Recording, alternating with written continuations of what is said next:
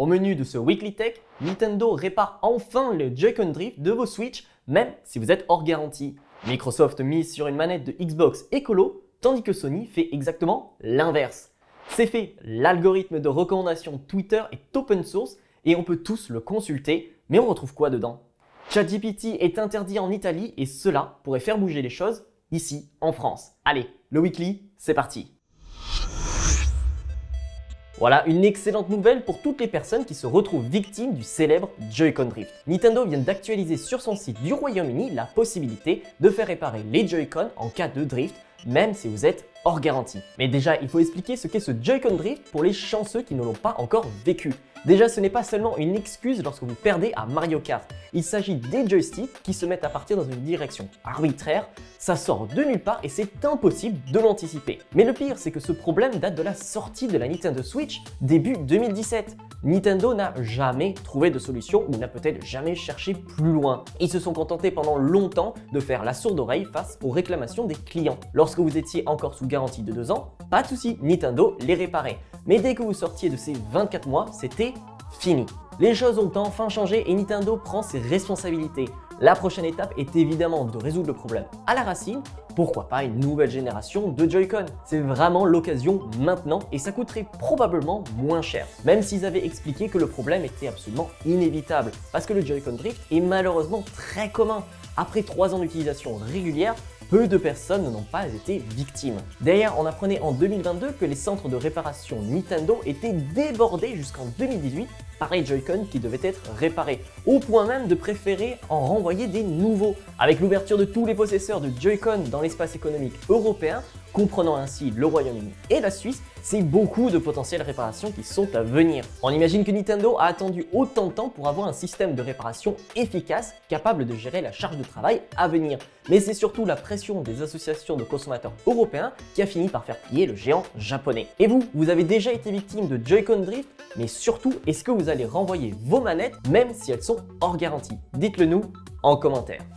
On a d'un côté Microsoft qui dévoile une nouvelle manette éco-responsable faite de matériaux recyclés, puis de l'autre Sony qui lance un brevet pour une manette PlayStation capable de chauffer pour plus de réalisme. Deux philosophies bien différentes, bon, même si le PlayStation Controller n'en est qu'à l'étape de prototype. On commence déjà par la manette Xbox qui suit la direction donnée par Microsoft de tout miser sur le développement durable. Leurs objectifs sont ainsi de réduire leur empreinte carbone, réduire la production de déchets et faire participer les joueurs de façon collective dans des actions environnementales et de sensibilisation. La manette Xbox est ainsi faite de matériaux recyclés, les résines sont réutilisées à partir de matériaux de coque de phare de voiture, de carafes d'eau en plastique ou même de CD. On retrouve aussi le plastique broyé d'anciennes manettes Xbox One en mauvais état. Toute cette partie réutilisation de matériaux recyclés représente un tiers de la manette, car malheureusement on ne peut pas faire un contrôleur durable à 100% en plastique recyclé. Enfin, dernier point, la manette est inclue avec une batterie rechargeable amovible. Fini les piles jetables ou rechargeables contraignantes. La manette offre ainsi 30 heures d'autonomie pour 4 heures de recharge. Bon, il faudra quand même compter 85 € pour cette manette. Du côté de Sony, on retrouve un brevet intriguant qui ouvre la voie à une manette qui s'adapterait au jeu. Ainsi, si vous êtes dans un volcan par exemple, on peut imaginer la manette chauffée pour accroître l'immersion. Dans un monde de glace, on imagine avoir froid aux mains, la manette pourra le faire. Mais en plus d'une manette chauffante, c'est tout l'aspect haptique qui pourrait être revu. Le brevet parle aussi d'un capteur déformable pour une meilleure restitution des sensations de jeu. Celui-ci permettrait un meilleur contact avec la main du joueur et donc une meilleure perception des retours de jeu. Déjà que la manette est clairement au-dessus en termes de sensations réalistes, il s'agirait là d'un step supplémentaire, avec en bonus l'utilisation d'une intelligence artificielle pour adapter à chaque situation le retour haptique. On rappelle tout de même qu'il ne s'agit que de brevets, mais Sony a toujours été à l'avant-garde de l'innovation, alors pourquoi ne pas rêver de cette manette ultra réaliste? Et vous êtes plutôt manette écolo ou manette révolutionnaire? On oublie la rivalité entre Sony et Microsoft, c'est la manette qui compte. N'hésitez pas à nous le dire en commentaire. Elon Musk l'avait promis, l'algorithme de recommandation Twitter est public. On peut ainsi tous consulter librement les lignes de code sur GitHub. Le secret de pourquoi votre tweet a explosé est enfin percé. Parce que là, on apprend beaucoup de choses et encore, ça n'a fait que quelques jours d'analyse. Bon, par contre, ne vous attendez pas à comprendre quelque chose si vous n'y connaissez rien en codage. Heureusement, on retrouve un communiqué de presse afin d'expliquer les principes de base de l'algorithme.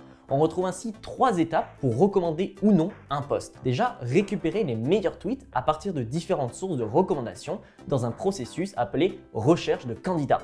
Classer chaque tweet à l'aide d'un modèle d'apprentissage automatisé.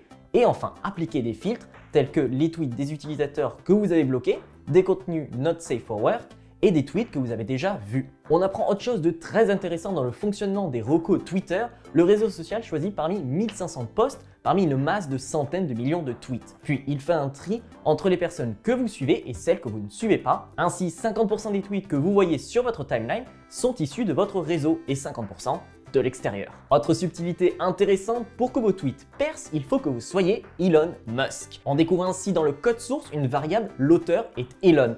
Impossible de savoir exactement ce que cela représente, ni même la puissance que cela lui confère. Mais cela explique sûrement la raison pour laquelle on se retrouve avec ces tweets recommandés, même lorsqu'on ne le suit pas. Une préférence est aussi faite entre les termes démocrate, républicain, Elon et Vitz, sûrement pour les mettre sur un pied d'égalité. Mais du coup, cela fait l'effet tout inverse, surtout avec le terme Elon en préférence. Enfin, ce que l'on découvre et qui est plutôt logique, c'est que l'âge de votre compte a une importance. Un compte de moins de 30 jours est quasiment inexistant. Mais au-delà, vous prenez en crédibilité. Mais pour que votre score de recommandation soit à 100, il y a une solution, vous abonner à Twitter Blue. Vous n'êtes pas étonné? Nous non plus. Donc il est évident que payer vous permettra d'être recommandé. Surtout qu'à présent, on ne peut plus faire la différence visuelle entre une personne certifiée et une personne abonnée. La seule solution est d'utiliser un plugin. Encore une excellente fonction. C'est fait, il n'est plus possible d'accéder à ChatGPT en Italie. Le régulateur italien a examiné de près les conditions de confidentialité de l'outil ChatGPT et a défini qu'il ne respectait pas les règles. Il reproche ainsi le manque de transparence sur les données collectées par OpenAI. Une opacité qui ne donne pas confiance, surtout après les récents problèmes de sécurité. Le 22 mars, l'entreprise venait tout juste de corriger une faille qui permettait aux utilisateurs de consulter les titres de recherche d'autres personnes, sans oublier l'affichage de données bancaires pour les utilisateurs qui ont payé. Enfin, ce qui fait grincer des dents est l'inexactitude des informations qui peuvent sortir de ChatGPT. C'est l'une des raisons pour lesquelles le service est interdit aux moins de 13 ans. Mais comment contrôler? C'est la grande question car actuellement, il est possible d'y accéder librement. Le régulateur italien explique ainsi dans un communiqué qu'il ne s'agit que d'une pause, en tout cas si OpenAI se conforme à ses obligations et le temps de l'enquête. L'entreprise a 20 jours pour se conformer au risque de voir son service ne plus être utilisable en Italie, ainsi que de recevoir une amende de 20 millions d'euros. Sans oublier que si l'Italie commence, rien n'empêche d'autres pays européens de suivre l'interdiction au nom du RGPD. Mais du coup, on se pose la question pour la France. Pour le moment, le régulateur français, la CNIL, n'a pas donné son avis sur le sujet. En revanche, Bruno Le Maire ne se positionne pas de manière radicale contre ChatGPT. Pour lui, il n'est pas question d'en bloquer l'utilisation en France, à l'image de ce qu'a décidé l'Italie. Il estime plutôt qu'il faut réfléchir à l'évolution de l'IA et de l'accompagner le mieux possible, idéalement en poussant les entreprises et organismes français dans cette direction. Il compte laisser le projet à des services français comme des chercheurs, le CNRS, le CEA, voire même des startups. Mais au-delà du respect des règles de confidentialité, c'est aussi l'IA en elle-même qui pose question. On retrouve ainsi la ville de Montpellier qui interdit à ses employés d'utiliser ChatGPT. L'inquiétude est de transmettre des informations confidentielles au modèle de calcul d'OpenAI, sans savoir comment celles-ci sont traitées. Sans compter que la faille de sécurité a refroidi de nombreux professionnels à utiliser cet outil. Et vous, est-ce que vous utilisez ChatGPT et surtout, est-ce qu'une telle interdiction en France aura un impact pour vous? Dites-le nous en commentaire. Le Weekly Tech, c'est fini, rendez-vous la semaine prochaine.